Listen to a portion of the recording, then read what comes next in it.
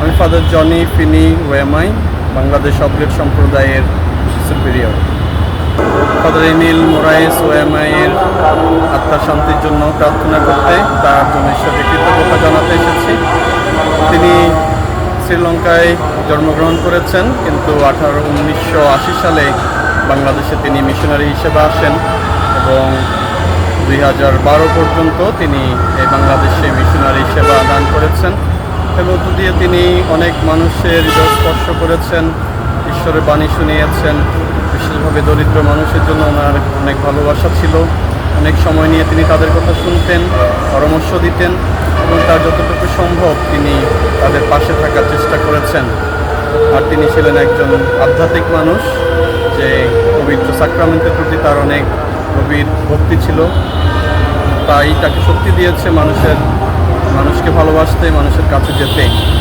তিনি আমাদের এই অবলেট সম্প্রদায়ের জন্য যে ভিত্তিপ্রস্তর স্থাপন করেছেন এই বাংলাদেশে, তার সেই মিশনারি অভিজ্ঞতা, তার সেই প্রজ্ঞা এবং মিশনের জন্য তার ভালোবাসা আমাদের মুগাইপাড়, জাফলং, রাজাই, খাদিম, লক্ষ্মীপুর, বড়লেখা, সিলেট ধর্মপ্রদেশের আগে যে মিশনগুলো ছিল 6টি মিশন ওনারই হাতের স্পর্শে গড়ে উঠেছে।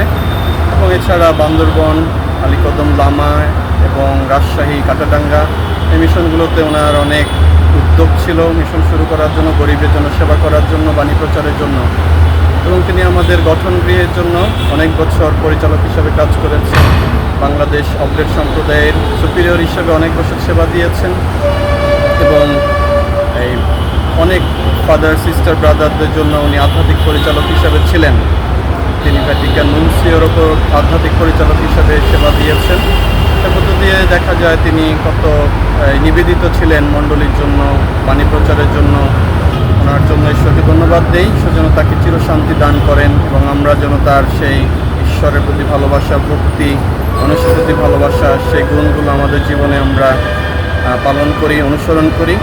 তাই তার স্মৃতি আমাদের মধ্যে তখনই চির অম্লান থাকবে। ঈশ্বর তাকে চিরশান্তি দান করবে।